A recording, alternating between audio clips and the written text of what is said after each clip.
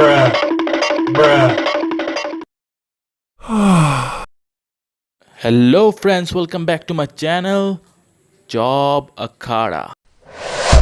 जो मेरे राइट में जो पुतिन भैया है, उनके लिए 12 मिलियन लोगों को यूक्रेन छोड़ना पड़ा, और जो मेरे लेफ्ट में है उनको 21 मिलियन श्रीलंकन के लिए अपना घर छोड़ना पड़ा। इन्हीं दोनों बड़े टॉपिक को आज हम कवर करेंगे, बस आपका साथ चाहिए। अगर आप इस चैनल में नए आए हो तो प्लीज़ लाइक एंड सब्सक्राइब करके जाइए, और नीचे कमेंट बॉक्स पे आपका वैल्यूएबल फीडबैक देना मत भूलिएगा। तो चलिए वीडियो को हम शुरू करते हैं।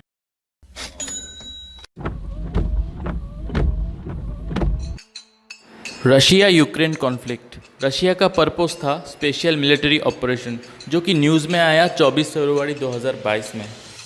Russia was all over the news because उनका डोमिनेंस उनका मेन पावर था। Russia is the top supplier of crude and gas to all over Europe. After the US and Saudi Arab, Russia को number 3 में पाए जाते हैं as an oil producing country. Battle for Donbas, ये सबसे बड़ा युद्ध माना जाता है वर्ल्ड वॉर 2 के बाद। पुतिन ने यूक्रेन को एक्यूज भी किया था। उनका मानना था कि जो लोग रशियन बोल रहे थे ईस्टर्न यूक्रेन में, उनको टारगेट किया जा रहा था और उनके बीच जेनोसाइड क्रिएट किया जा रहा था। So after bombarding the Ukraine capital Kyiv, Russian forces was about to dominate Donbas region. अभी तक डोनबास रीजन के 93% of Luhansk and 54% of Donetsk को कंट्रोल में रखा है रशियन फोर्सेस ने। अप्रैल 2014 में रशिया ने 700 से ज़्यादा स्कूल और 130 मेडिकल सेंटर कम्प्लीटली डिस्ट्रॉय कर दिया था यूक्रेन में। उसी महीने वहाँ पे एक पॉपुलर वोटिंग हुआ था। वहाँ का सेपरेटिस्ट रीजन अपने आप को अलग करना चाह रहे थे यूक्रेन से, और रशिया को ज्वाइन करना चाह रहे थे। Now Russia was able to back their rebels with troops and weapons. और दोस्तों, इस ऑनगोइंग कॉन्फ्लिक्ट में 10,000 लोग मारे गए और 23,000 लोग जख्मी पाए गए। The comedian turn politician Ukraine president Vladimir Zelensky build a war hero figure for himself. अपना फेयरलेस लीडरशिप और ब्रेवरी का मिला सम्मान 121 कंट्री ने दिया उनका साथ। However, the massive help by the US on the time of emergency assisted them with a package of 5.3 billion. Ukraine is a NATO partner country. NATO stands with the people of Ukraine and with its government. NATO ने Ukraine को अपना self defence, एक सब्सटेंट financial और million of refugees को humanitarian add देने का फैसला किया।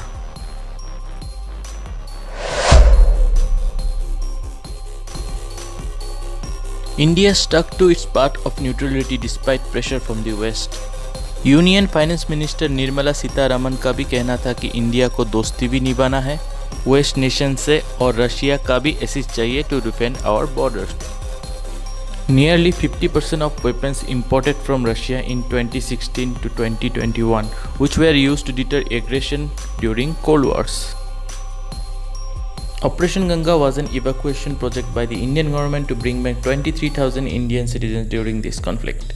Well, इस ऑपरेशन में इंडियन एयरफोर्स और प्राइवेट एयरलाइंस का भी लॉजिस्टिकल सपोर्ट था, और साथ ही साथ यूक्रेन को इंडिया से मेडिसिन्स एंड एसेंशियल्स भी भेजे गए थे। Welcome back, all of you. Welcome back. Major industries like oil giants PP and Shell and automaker Renault walked away despite their huge investments in Russia.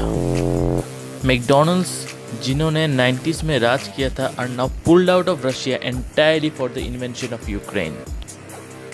Western retailers back out हो जाना और pandemic से supply chains में रुकावट आना, the result was very clear.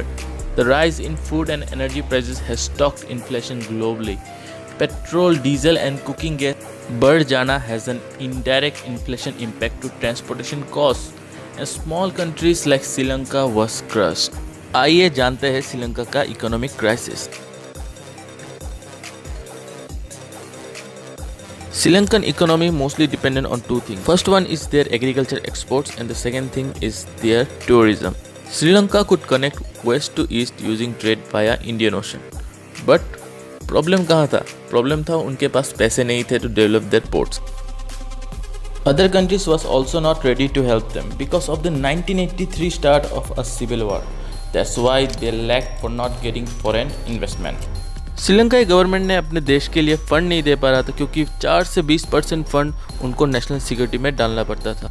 However, the civil war ended in 2009 and now the government wanted to work on their dream project on the Hambantota port.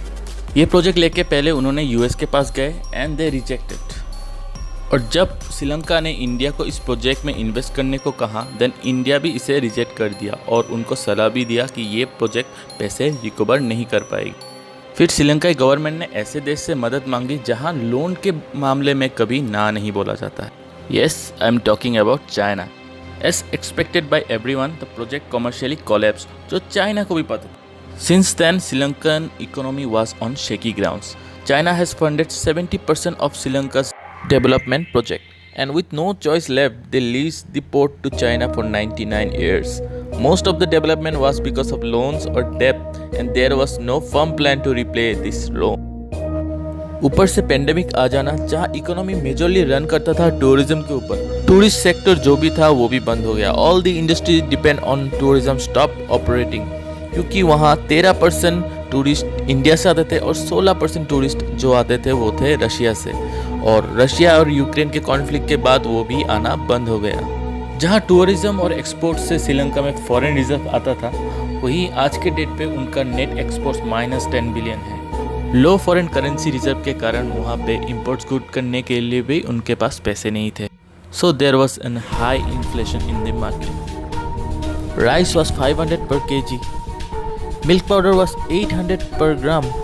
Sugar was 300 per kg. Several hours of electricity cuts. Low foreign reserves.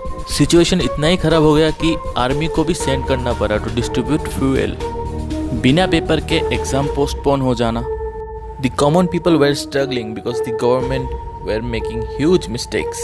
The Sri Lankan president Gotabaya Rajapaksa came up with a master stroke plan. उन्होंने 2019 के election में वादा भी किया था कि वो अपने देश के एग्रीकल्चर को ऑर्गेनिक में कन्वर्ट कर देगा अगले 10 सालों में. Overnight there was a nationwide ban on synthetic fertilizer and pesticide. As he mention, मेरा देश अब 100% ऑर्गेनिक एग्रीकल्चर देश बनेगा. इसके पीछे और एक मकसद था दोस्तों, to cut down imports for synthetic fertilizers and pesticides that were imported into the country. The government thought to save some money by banning these imports things.